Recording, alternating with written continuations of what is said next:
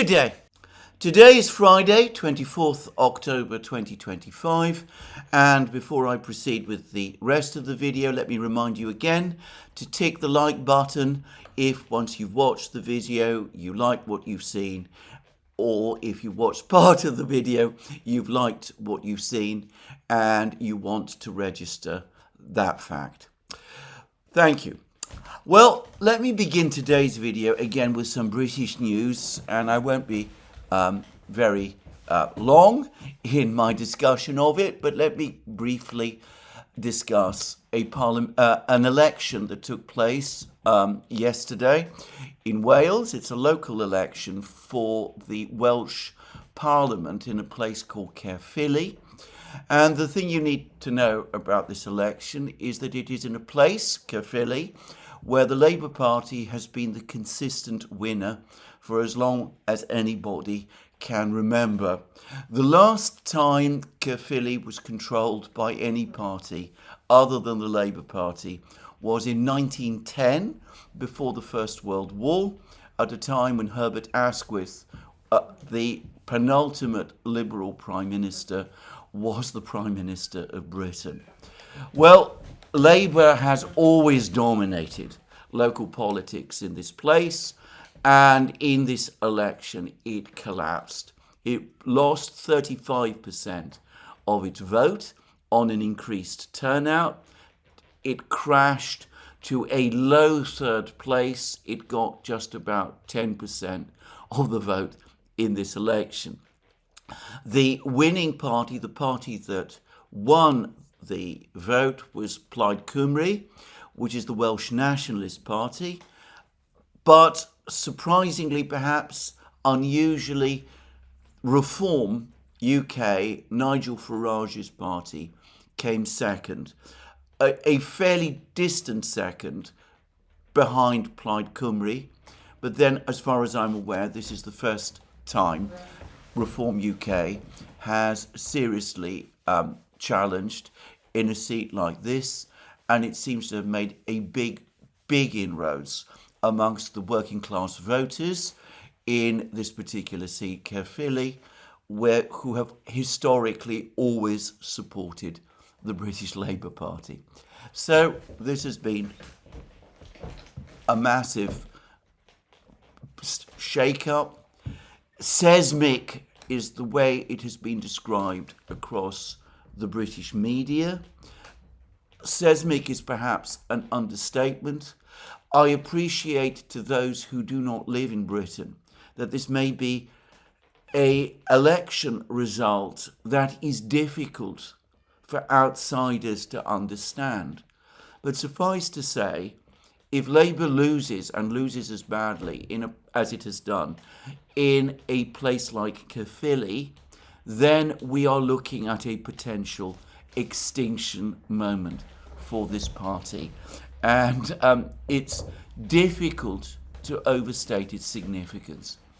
Now, if you want to understand why the Labour Party has crashed so disastrously in a place like Caerphilly, well, you can come to Britain, you can see the major increasing economic problems, you can get a sense of the growing dissatisfaction of more and more people in Britain with the political status quo. You will notice that even as they turn away from the Labour Party, they are also turning away from the Conservative Party. You'll get the sense that Britain is moving towards a new politics. And to understand perhaps why there is this growing sense of malaise, well, there's a number of photographs that are appearing in the British media today, which to my mind encapsulate the whole problem. So, no less a person than President Zelensky of Ukraine is back in Britain. He visited the King in Windsor Castle, and there are photos of him with the King. I would say that, in my opinion, the King's decision to be so openly supportive of Zelensky is unwise, and it is something which I think his late mother, Queen Elizabeth II, might not have done. Just saying. But anyway, the other person who, of course, is delighted to see Zelensky, and there are again pictures of him hugging Zelensky outside Downing Street, is none other than the Prime Minister of Great Britain, Sir Keir Starmer, the leader of the Labour Party, which has lost perhaps its safest seat in Britain, the one in Caerphilly. It encapsulates for me the entire problem. Now, Starmer is currently chairing another meeting of the Coalition of the Willing in Britain, this endless series of discussions that go on and on, in which all sorts of European leaders come together, talk with Starmer and Macron endlessly about the same issues regarding the conflict in Ukraine, come up with ideas and proposals that never lead anywhere, and talk about how Putin is supposedly the only person who is preventing a settlement of the war, even as they continue to demand that Ukraine one day join NATO and that the Russians accept European troops on Ukrainian territory, things which they both know the Russians will never agree to.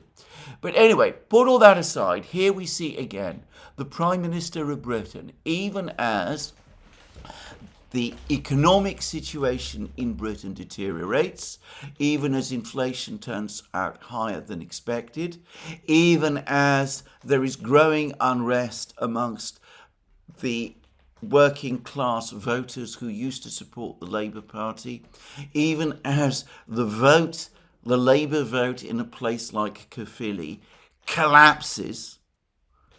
Here we see Keir Starmer, his priority, embracing Zelensky, hugging him outside Downing Street, telegraphing to the British people what his true and real priorities are. Well, this is all I'm going to say about this. There's an awful lot more that can be said, but obviously there are other more important things actually to discuss, things that are taking place around the world, and things which, to be clear, focus again mainly on the conflict in Ukraine. Now, as we know, over the last couple of days, President Trump of the United States has conducted a series of dizzying, extraordinary pivots. He appeared to be moving towards sending Tomahawk missiles, deploying Tomahawk missiles to Ukraine. He then had a telephone conversation with President Putin of Russia on Thursday of last week. He then, over the course of that conversation, suggested to Putin that the two of them meet in Budapest.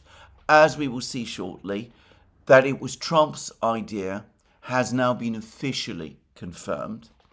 And, well, as soon as he proposed that summit, he then immediately called it off and instead sanctioned two big Russian oil companies, cranked up his pressure on India to stop buying Russian oil, made other comments about Russia and Putin, and again demanded an immediate ceasefire, that which back in August,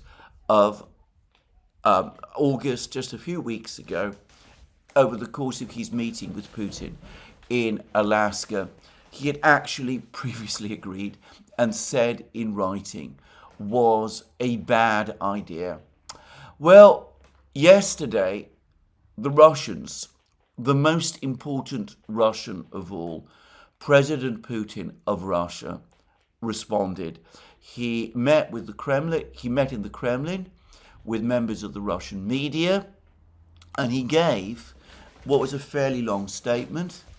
And, well, you could see that there was a degree of toughness from Putin that we have not seen before towards Trump, even though, in contrast to his colleague, Dmitry Medvedev, the former president of Russia, whose words I discussed yesterday, Putin, as I think is appropriate for the country's leader and as would be expected by most Russians of their leader, struck a much calmer and more sober note.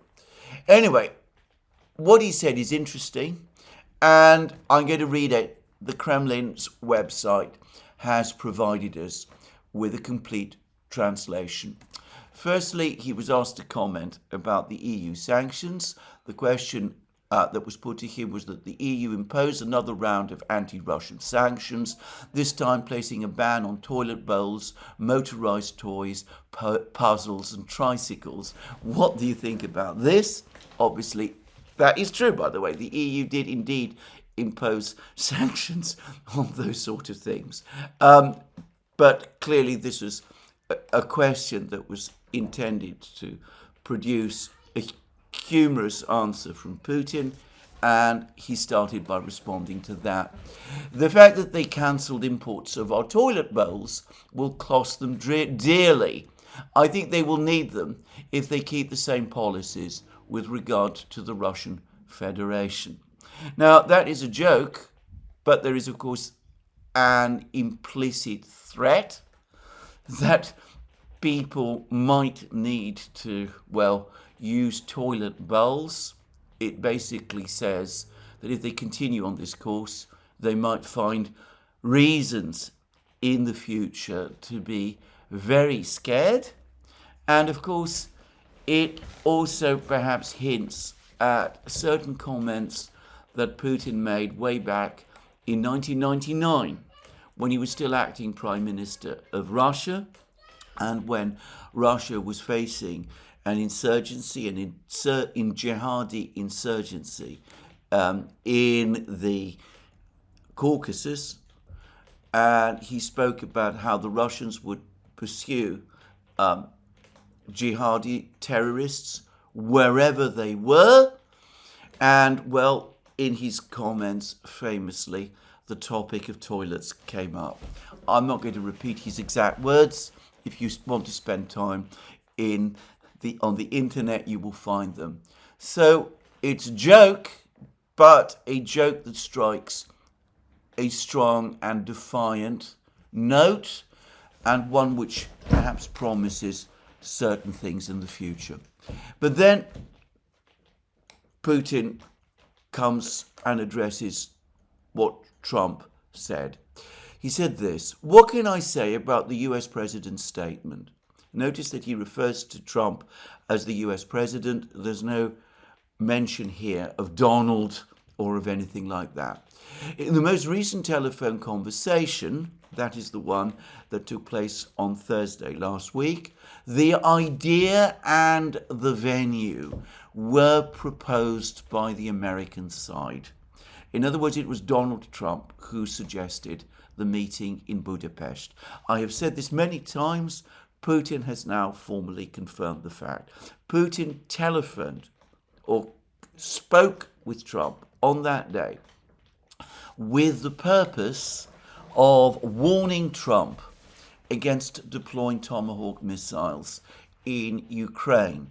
He did not anticipate or expect that Trump would come back and propose a summit meeting. Putin was also demanding Trump's response to various ideas and suggestions that had been discussed by Trump and Putin over the course of their meeting in Alaska. The Russians, over the last 2-3 weeks, have complained that Trump promised in Alaska to revert back to them and to tell them what the considered position of the American government was to these ideas suggestions, but the Americans, Trump, have failed to do so.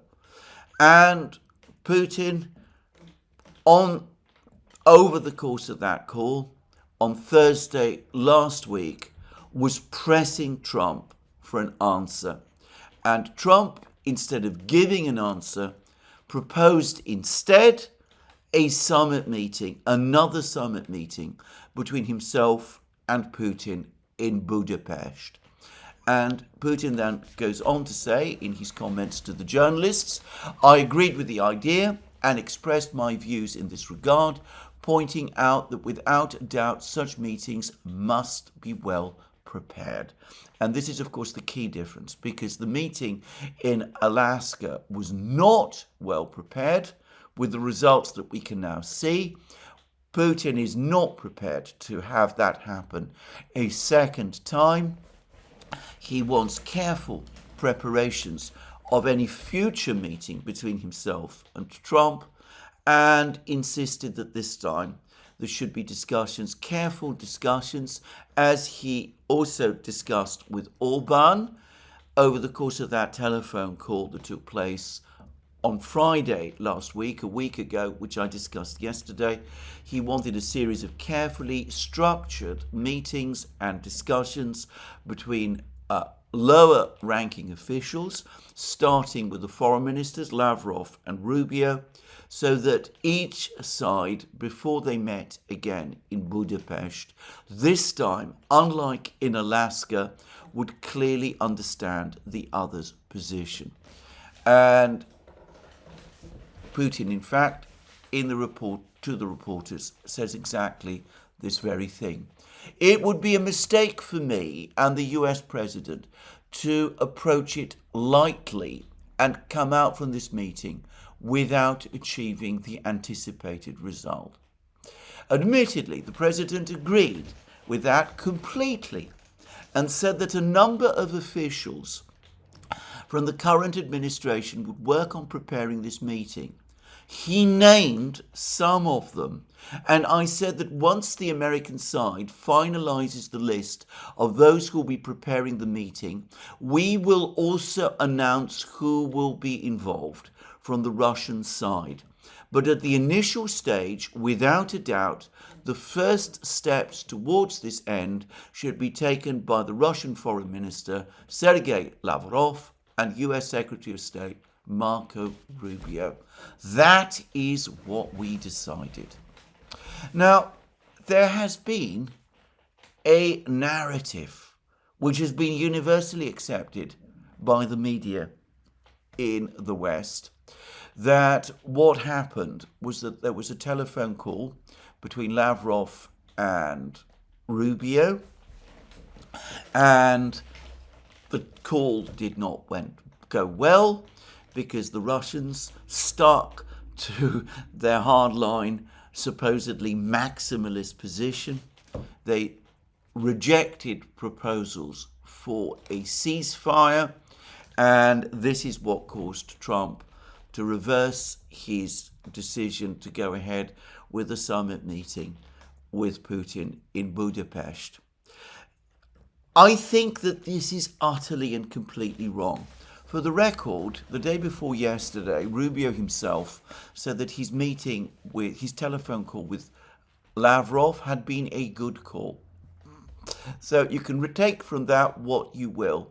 But I've discussed the readouts that the US and Russian foreign ministries have given of that call. And as I've discussed, there is no hint there that there was any disagreement, any major disagreement or problems.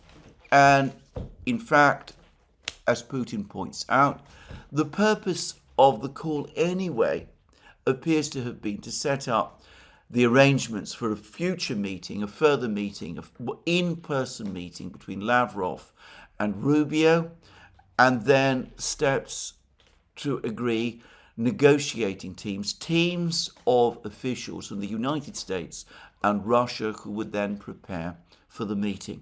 Notice how carefully the Russians are explaining all of this. What happened was not that the telephone call between Rubio and Putin Rubio and Lavrov went badly, it is that Trump chickened out of the meeting with Putin. It is as simple as that. Now, I don't normally comment on things that are said in threads to my videos. If I started to do that on a regular basis, given how many interesting and insightful comments tend to get made, I suspect that I would be spending most of my time commenting on those comments rather than providing my own commentary and dealing with the ongoing news. To remind everybody, if you do want to put comments to me, I do a live stream every week on Wednesday at 1400 hours Eastern Standard Time on our locals platform, and you can put comments and proposals to me there. This comment, however, I will make an exception of because it encapsulates the reality of how the Russians feel about what Donald Trump has done over the course of the last week. I have discussed how angry the Russians are, and there is no doubt at all that they are angry. And the fact that Putin has been careful in his comments with the reporters to set out the whole record carefully in this careful way indicates this fact. The Russians certainly are angry, but they are also disgusted. And this comment on my thread made that point, that the prevailing mood in Russia, as well as anger, is one of disgust. And this is true, by the way, not just of the officials in Moscow. It is of the wider Russian public as well. I am getting cascades of comments about this, and I understand that this is in fact very much the prevailing mood. It is the way people in Russia see this. Trump has appeared to agree to one thing in Alaska, that there would be no ceasefire, and then has reversed himself again.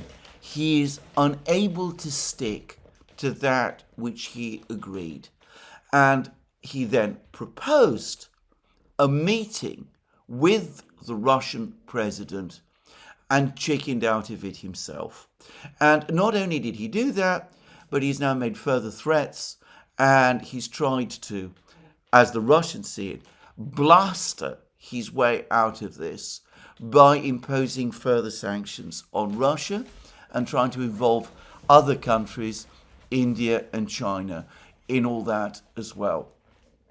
It is difficult to overstate the damage that has been done to Trump's reputation in Moscow by this.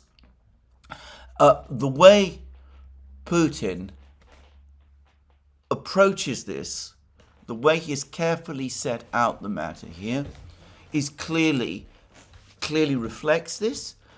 And, well, from this moment on, I think it is all going to be all but impossible for the Russians to accept Trump going forward as a serious negotiating partner. Anyway, Putin went on to say this. Now I have read the statement that the United States president decided to cancel, or rather to postpone, this meeting.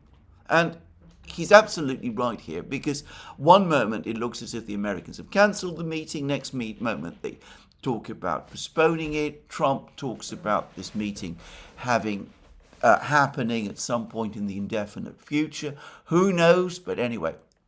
And Putin continues, what can I say? Dialogue is always better than confrontation, disputes, or even more so war.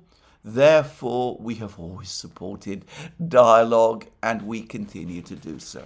In other words, Trump can behave in this infantile fashion, but we're not going to fall to that standard.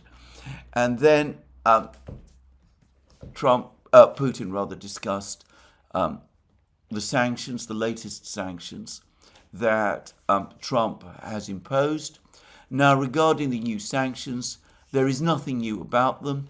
Clearly, they will have serious implications for us, but they will not significantly affect our economic well-being. And then he talks about this in detail. He says that, firstly, the new sanctions are absolutely not going to help in improving relations between Russia and the United States.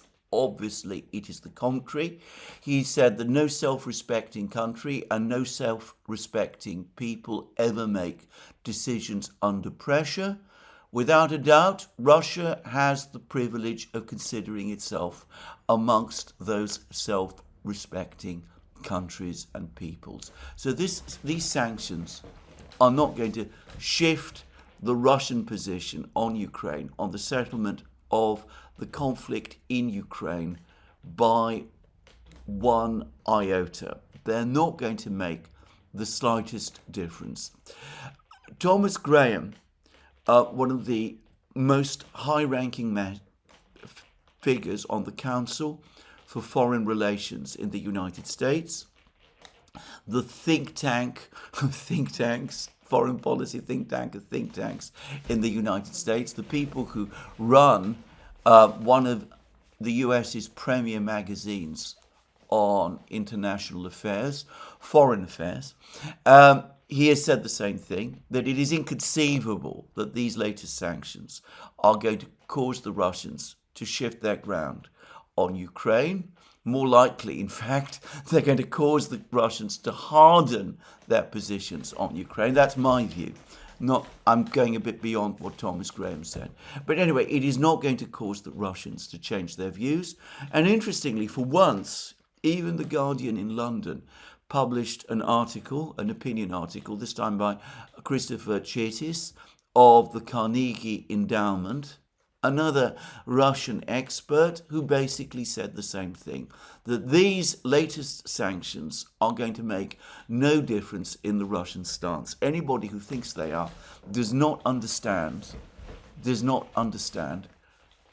the Russian perspective or the Russian position. And then Putin goes into a lengthy discussion about the sanctions themselves, their economic aspect. He says that the Russians will be able to overcome whatever economic problems they cause. He said that these economic problems, while real, would not be such as Russia would not be able to overcome them. About that, by the way, he's right. And he also launched into an extended passage in which he quietly reminded Trump of something that he and Trump, according to Putin, had previously discussed.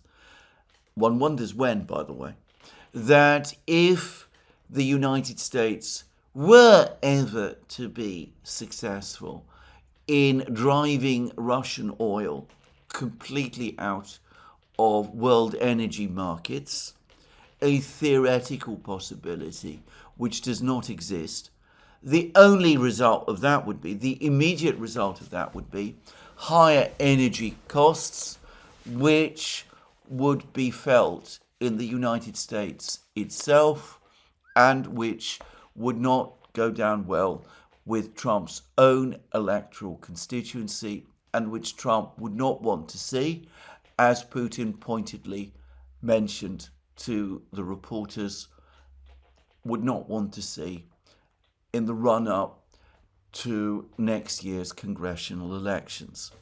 Well, Putin is right on all of those points, but I will return to this topic of the effect of the sanctions later in this program.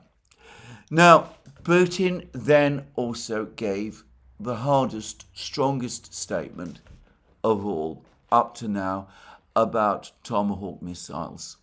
And the question that was put to him was this: regarding the use of Western long-range weapons, How do you personally assess the evidently contradictory signals coming from Washington?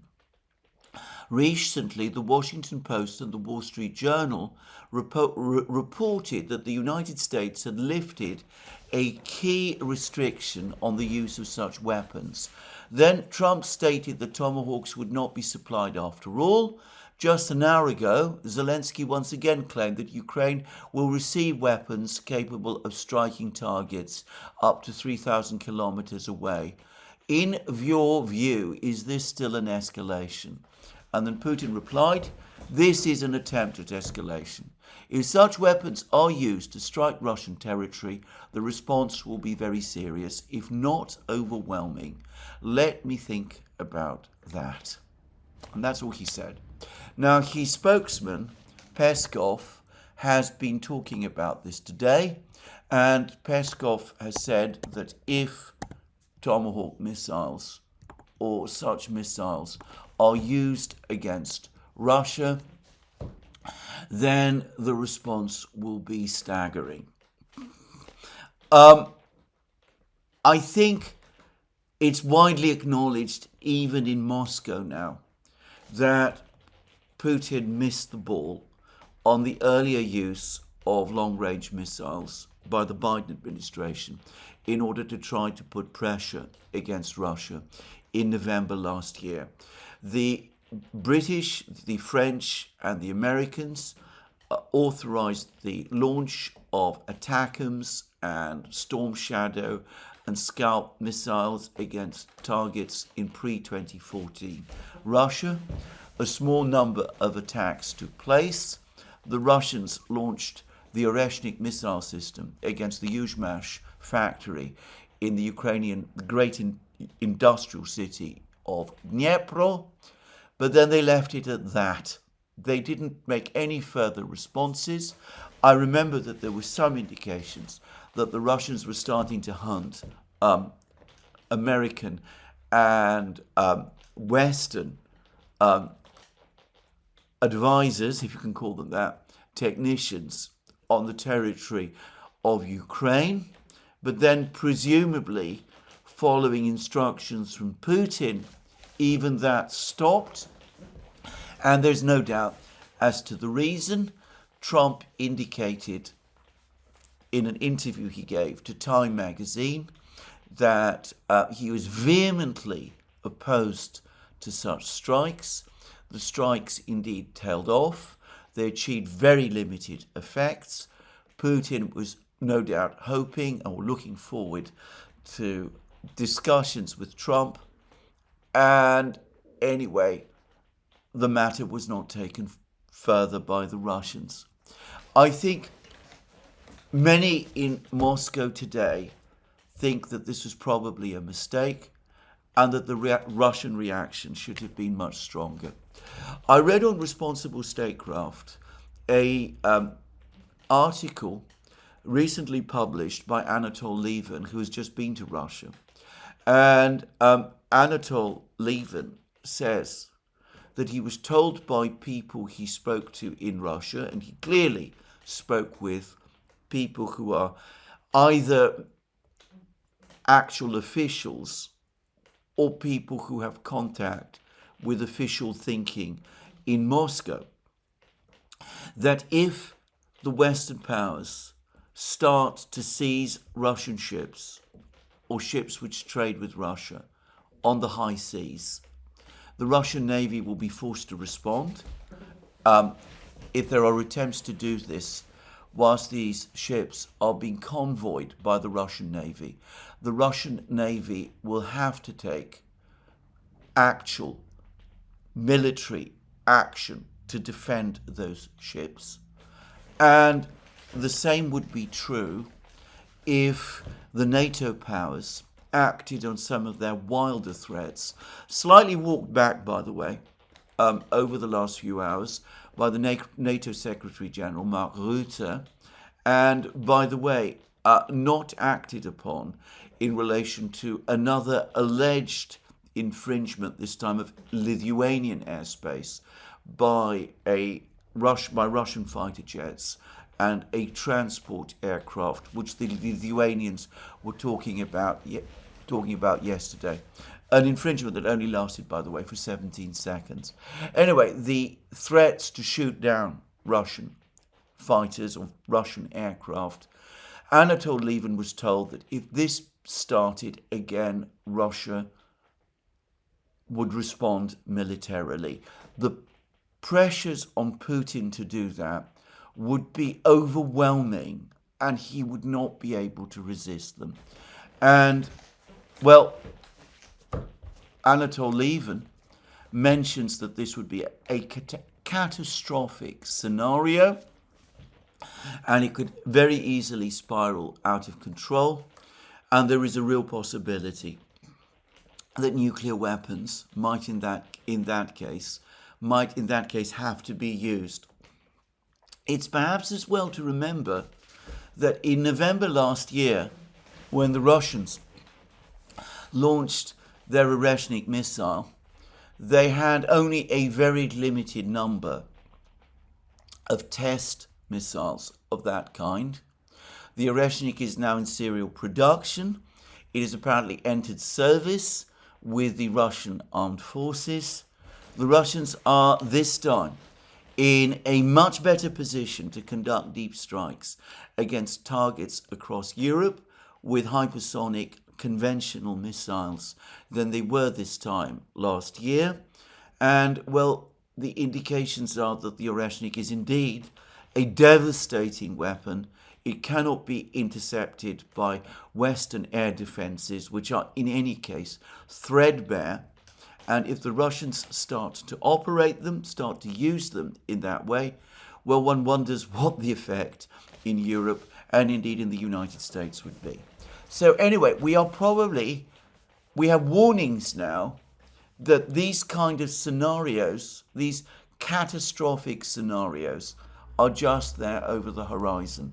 I suspect what Putin is finding is that precisely because he held back last year for entirely rational reasons, he said to himself, and his officials probably agreed with him, that let's wait and see what Trump comes up with before we do anything too radical, which might kill off the possibility of negotiations and force Trump into his own response. Well, I think Putin probably now understands that precisely because he held back from a strong reaction to the missile strikes last November, he now has to take a much stronger line if those kind of provocations take place again,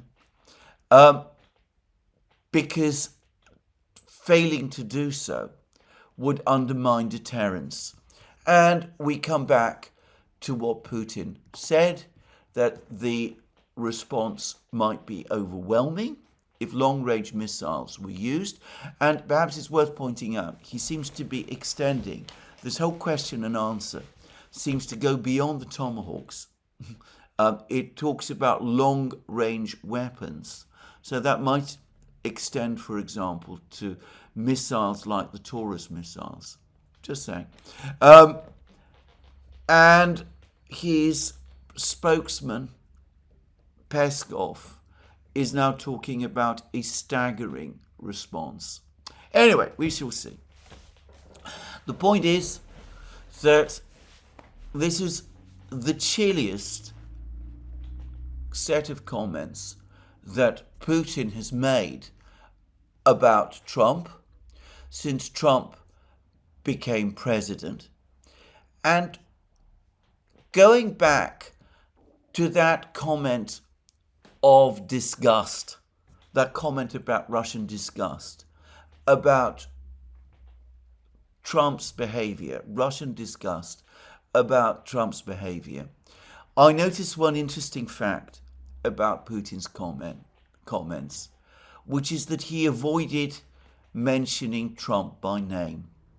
He does so, as far as I can see, in his comments, only once, one occasion, does he mention Trump by name. He says it is well known that during his first presidential term, President Trump imposed the largest number of sanctions ever imposed on Russia and that these didn't change anything. That's the only place I can find in his comments that he talks about Trump by name.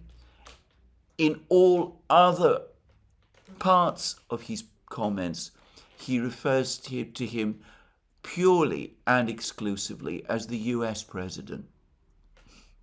Now, if you follow Putin carefully, if you know how the Russians approach these type of statements, when they avoid talking about someone by name, if they won't name someone in their comments, it's a clear sign of their deep disgust with the way that person has behaved. It was widely noticed, for example, that Putin always avoided, when he commented about Navalny, always avoided naming him. And I believe that he does the same about others like that as well. Anyway, a firm set of comments from Putin. Now, somebody is nonetheless trying to repair the damage, and I'm going to make a guess that the person who's trying to do that is someone in the United States, and I'm going to make a further guess that it is Steve Witkoff. He has apparently invited Kirill Dmitriev, the head of the Russian Investment Fund, to come to the United States. And Dmitriev, who it's important to remember, is not, properly speaking, a member of the Russian government, is indeed on his way to the United States. But we can see how angry and how disgusted the Russians are by the entire business. My own view is that it is going to be, frankly, impossible to repair the damage. Medvedev made what I think are the views, the opinions of the predominant part of the Russian leadership quite clear in the Telegram message that I discussed yesterday. And we can see that Putin, in much more measured ways, but ways that Russians will understand, echoed the sentiments, if not the words. Now, here I'm going to talk about the sanctions on Rosneft and Lukoil, which were announced by the United States yesterday. I've noticed that Russian financial markets have basically taken all of these announcements in their stride. There's been the first comment, apparently, by an Indian official about these comments. I understand that it is Minister of Commerce and Industry of India, Piyush Goyal. He spoke at the Berlin Global Dialogue Conference, and he said that India considers it unacceptable to receive external instructions on whom to befriend and trade with and whom not to, which may suggest that the Indians are going to take a defiant line. We will see. My own view, and this is my own assessment of what's happening, is that yes, it is likely that Indian refineries, the Indian government, Chinese refineries, the Chinese government are going through the various contracts that they have to buy oil from Russia. They're looking to see whether there's any direct connections between the refineries and the Indian and Chinese buyers and Rosneft and Lukoil. And it may be that some of these contracts will have to be renegotiated in due course. But I understand that the vast bulk of the oil that these two countries buy, which originates in Russia, is not sold to the Indian and Chinese refiners directly. At least that part, which passes by ship, I should say, is not sold directly to the Indian refiners by Lukoil and Rosneft. I suspect that the Russians have known all along that at some point Rosneft and Lukoil would be sanctioned, or that there was a very real prospect that they would be.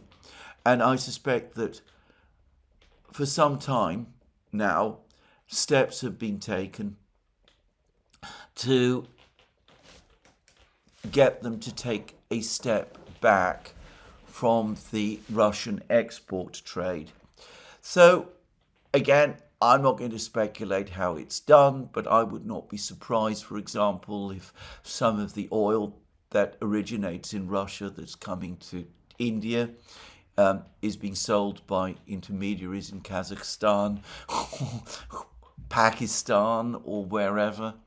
The Indians, the Chinese, in terms of the external trade, probably feel that they have clear defences, legal defences against any actual legal action by the United States. And as I understand it, the sanctions that the United States announced 2 days ago do not contain secondary sanctions anyway, so it's not clear that they are enforceable without a further sanctions announcement as well. Going back to Putin's comments, his statements about the importance of Russian oil on global markets, the bad effect of any success in driving Russian oil out of global markets on energy prices, and the effect that that would have in the United States. I suspect that that reflects Russian confidence that eventually these sanctions are going to quietly fall by the wayside. That the United States is going to discover that it is simply not in its interests, its own economic interests, to enforce them. And I suspect, by the way, that that is right. I think that there is a limit to what Donald Trump is prepared to do in relation to Russian oil, because just as Joe Biden knew that if he pushed Russian oil off global markets, that would undermine the electoral prospects of the Democrats, I think Trump knows that it would, if it happened, it would do the same thing to the Republicans. So I think that there are probably already discussions underway between the Russians and their buyers in India and China. I understand that pipeline deliveries to China, which account for about half of the oil that Russia exports to China, that pipeline deliveries are unaffected. I am not sure, by the way, that there have been any actual changes or effects on seaborne deliveries of oil to China and India. We only have it from the Western media that this is the case, but I suspect that over the next couple of weeks, things will be worked out and patched up, and things will very quickly go back to normal. As I said, Russian financial markets have taken all of this in their stride, and the Russian central bank, for its part, felt confident enough about the underlying situation that it has cut interest rates in Russia by 0.5 percentage point today. I don't get the sense that the Russians are intimidated by these sanctions. Incidentally, the Russian media is saying that the Russians have information that the sanctions on Lukoil and Rosneft were actually drawn up by the US Treasury Department during the period of the Biden administration. That if Kamala Harris had been elected President of the United States in November last year, then these very same sanctions that we are seeing now would have been rolled out then, and that what has happened over the last couple of days, this latest sanctions announcement, is simply a case of Trump and Bessent and of the other officials embarrassed and perhaps privately humiliated by the fact that Trump has chickened out of a summit meeting with Putin, that they rolled out these Biden-era sanctions that had been lying around in the US Treasury, basically to conceal their own retreat. Now, I don't know that this is the case, and this might be completely wrong, but if it is true, to be frank, it would not surprise me. Now, before turning to the military situation, to the latest military developments, I'm going to here float a particular speculation of mine. As we all remember, the meeting in Alaska between Putin and Trump, contrary to what the Financial Times reported about 10 days ago, seemed to go very well. The two leaders seemed to be very friendly with each other, and Putin was even inviting Trump to come to Moscow for their next meeting. Then, over the course of the next few weeks, Trump's mood changed, and he started to become more and more hostile to the Russians, more and more angry with the Russians, and though he never followed through on some of the things that he promised, backstops for the Europeans, tariffs against China and India. I think he's backed off on China, by the way. And he's now keen, it seems, to meet Xi Jinping. And it seems that that meeting in South Korea is back on again. Modi, by contrast, for obvious reasons, for the moment, is refusing to meet Trump. Anyway, what caused Trump to change his stance towards the Russians, to become much more hostile to Putin and to Russia, I think, was the visit by Putin to China in September, Putin's attendance at the Shanghai Cooperation Organization, the very, very long and detailed bilateral summit meeting that Putin had with Xi Jinping, when they appeared to agree to all kinds of deals with each other, and then Putin's attendance at the celebrations of China's victory over Japan in the Second World War in Beijing. And Trump published a very stiff and sarcastic comment on Truth Social about how China seemed to have won India and Russia over to its side. And I think that, frankly, that annoyed him. It appeared to him that Putin and the Russians were preferring China and Xi Jinping to Donald Trump and the United States. And I think he has been on a titanic sulk ever since. And I think that the usual people in Washington and Zelensky himself, of course, and the Europeans have been able to take advantage of that. And I suspect that this is why we saw the diplomatic disaster that has unfolded over the last week. Trump, incidentally, has made further comments over the last couple of hours about how he's looking forward to his meeting with Xi Jinping and how he expects Xi Jinping's help to settle the conflict in Ukraine. An absurd idea, by the way, which the Chinese will have no difficulty pushing back on.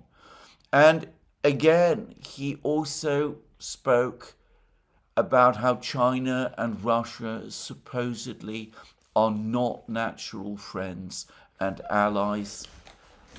This is an almost universal belief in the West. It is completely wrong.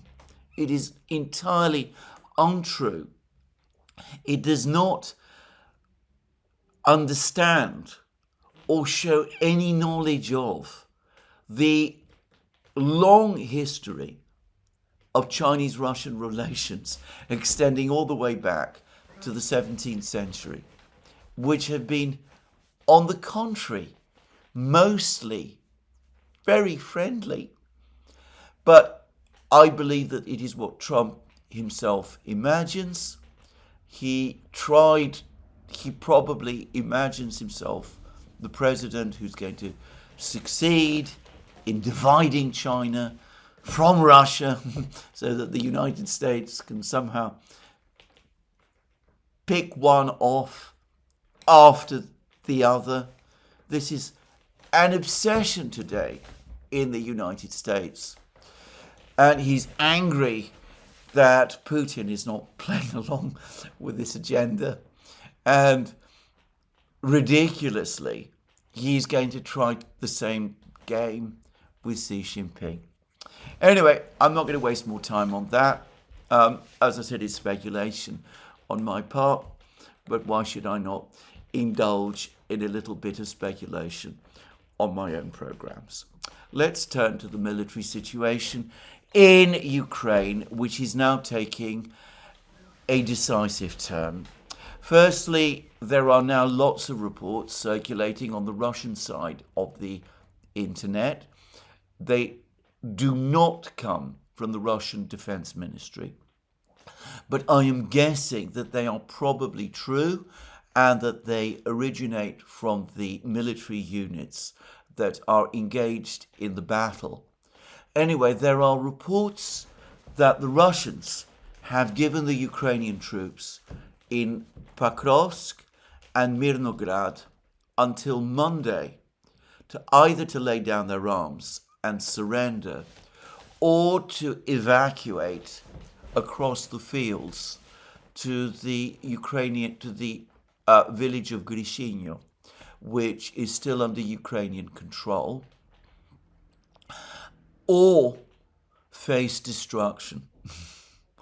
And that, when the Russians do that sort of thing, it suggests that the Russians are indeed now very close, as they believe, to wrapping up the Battle of Pokrovsk. There were reports circulating last night, and there have been further reports this morning that the Russians have captured the town of Rodinska, immediately to the north of Pokrovsk. These reports have been circulating for some time, but they seem to be cohering. We have not yet had confirmation of this from the Russian Defense Ministry, but we will see. And maybe there is still some fighting going on in Rodinska, but it does look as if the battle for Rodinska, is about to end. That the Russians are now very confident in this area, in the Pokrovsk area, is confirmed for me not just by these reports of this ultimatum, but also by the fact that the Russians have now withdrawn from the village of Kucharov Yar in northeast of Pokrovsk.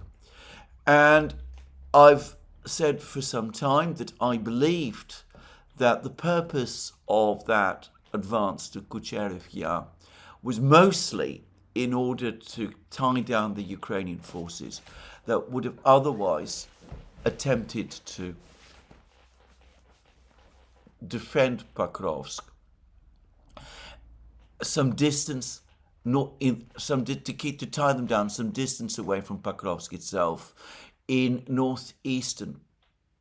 this northeastern territory, northeast of Pokrovsk. And it looks as if that operation, from a Russian point of view, has served its purpose. Certainly, that would be the case if the Russians have indeed captured Rodinska, and it seems as if they are now fighting inside Shakhovo, another much more important village to the east, and there are reports that the Russians are indeed in the process of capturing Shakhovo as well. Anyway, we will see. We are probably now at the end of the fighting in Pokrovsk, close to the end of the fighting in Pokrovsk. The Russian news agency TASS is also reporting this.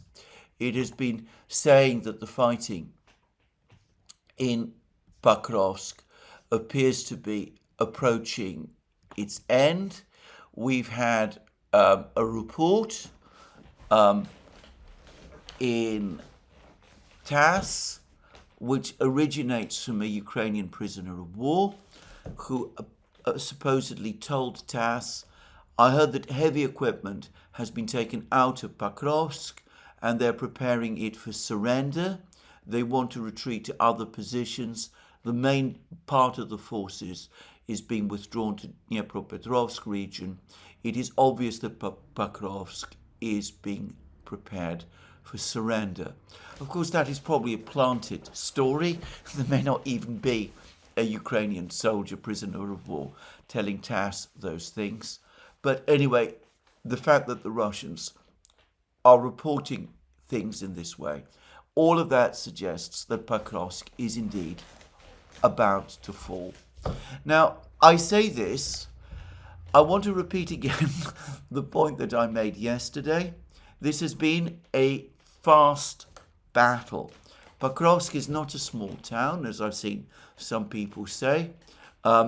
Its population before the war was 60,000, but I understand that before the fall of the Soviet Union in the 1980s, when Pokrovsk and Mirnograd were at their population peak, the aggregate population of these two towns, which basically form a single conurbation, was somewhere well over 100,000, maybe 120,000 or something of that kind. Not the small insignificant place of no strategic importance that some people are trying to make out. Nor, by the way, is Pokrovsk, the Battle of Pokrovsk, a long, prolonged one. It has not lasted for 15 months. As I discussed again in my program yesterday, the Russian assault on Pokrovsk began in the summer, this summer, in August, and basically it has taken the Russians a few months to bring it to what looks like its conclusion. And in terms of its consequences, the fall of Pokrovsk, I would argue, is the single most important battle that's been fought over the entire period of the special military operation. When Pokrovsk falls, in terms of its implications and its consequences, it will be the single biggest defeat Ukraine has suffered in the entire war, even more serious than the previous biggest defeat that Ukraine has suffered over the course of the war, which is the collapse in Kursk, which took place as recently as March of this year.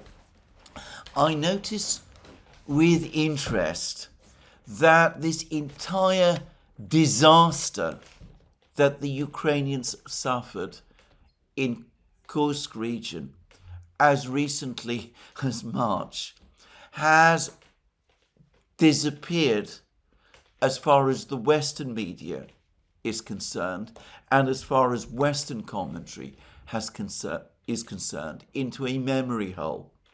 Nobody talks about it anymore. Nobody talks about the fact that this year Ukraine suffered its biggest military defeat in Kursk.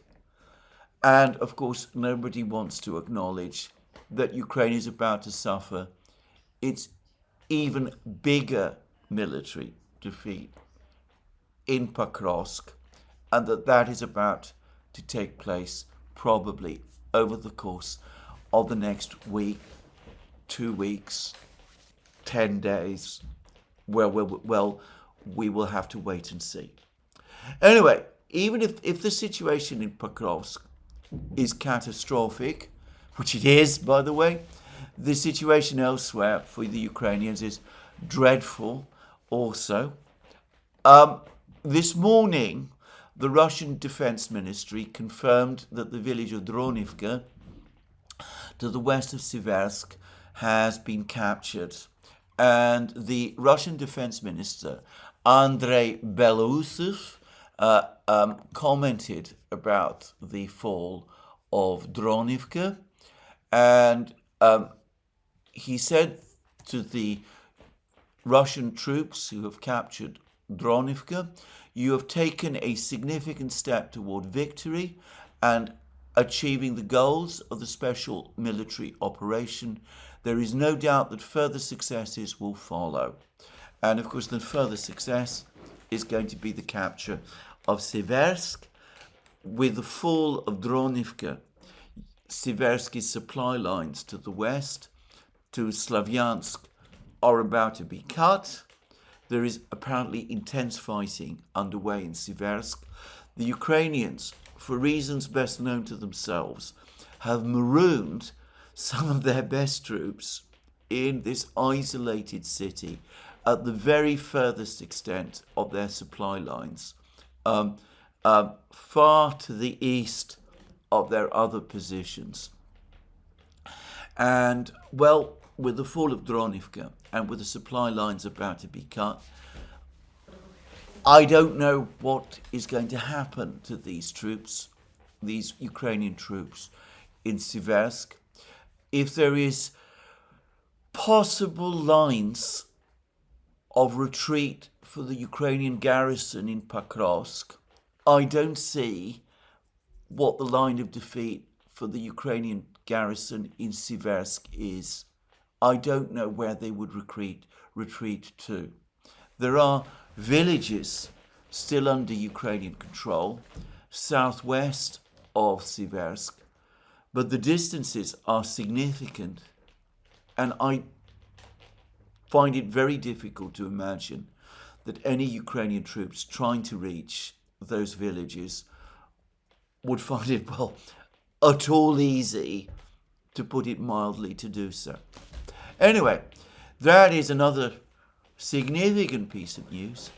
There are reports that another group of Ukrainian troops is now trapped. Apparently they're caught in positions still in Kupiansk, on the west bank of Kupiansk, as one of those isolated pockets, apparently in Kupiansk, that the Ukrainians, I wouldn't say controlled it, that the Ukrainians are trapped in. But there was confirmation yesterday that the Russians do indeed now control the West Bank, the entire West Bank of the Oskol River in Kupiansk, so that the Ukrainian troops on the East Bank, where they are already surrounded by the Russians, are now trapped on all sides. I don't know, again, how those troops are going to escape. it seems that the Ukrainians have tried to build pontoon bridges across the Oskol, presumably to try to open ways for these troops to escape across the Oskol River further south. But apparently the Russians are destroying these bridges as soon as they get built. And it's not difficult to see how and why they would do so. And, well, DS, the Ukrainian mapping project, very much, by the way, under the thumb of the Ukrainian General Staff, though still occasionally giving out flickers of independence, is now speaking about a disastrous situation in Liman, the town of Liman, west of Siversk. It says that the Russians have accumulated a large body of infantry close to Liman, that there is a shortage of Ukrainian troops to defend Liman itself, that the supply routes to Liman across the Seversky Donets River have been cut. Russian drones are operating and the bridges are being destroyed, and pontoon bridges that have been laid down to try to provide supplies or escape routes are also being destroyed.